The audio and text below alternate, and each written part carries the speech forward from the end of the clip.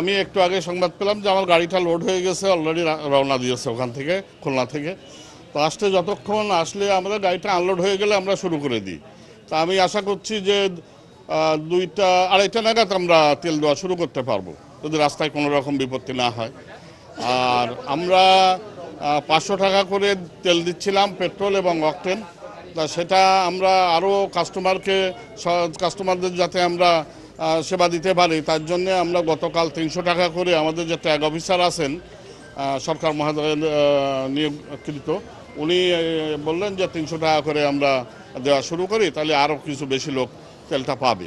তো এই জন্যে আজকে উনি আসলে এটা আবার ওনার সাথে আলোচনা করে ডিসিশন নেওয়া হবে যে আমরা আজকে কতটা করে দেব।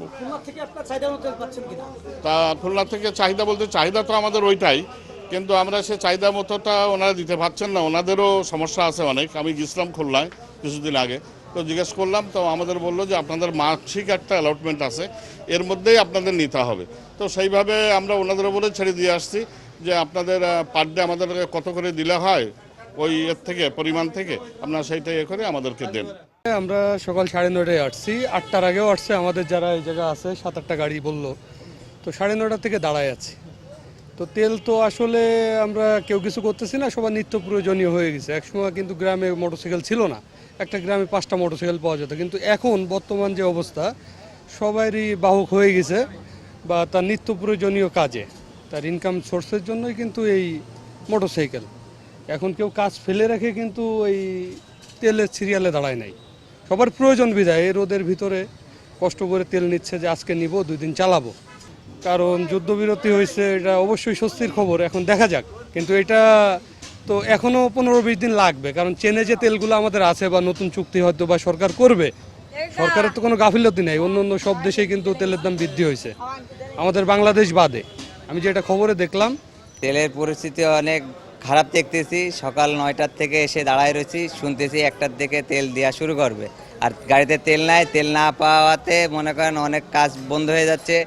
স্কুলে যেতে হবে, কলেজে যেতে হবে, সেসবও কাজ হচ্ছে না।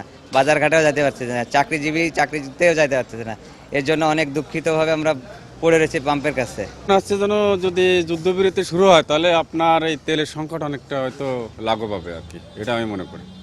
ঠিক আছে, এখন দেখা যাক যে আসলে এরপরে কি হয়। আমাদের এই যে ভোগান্তি, এটা আমরা আসলে মেনে নিতে পারছি না কেউ। দীর্ঘ সময় ধরে অপেক্ষা করছি। আমি একজন হার্টের রোগী, হার্টের রিং পরানো হয়েছে। সেক্ষেত্রে আমি এই যে প্রেসক্রিপশন নিয়ে আসছি যে আমাদের আগে তেল দেয়, দেবে কিনা সেটা বলতে পারছি না।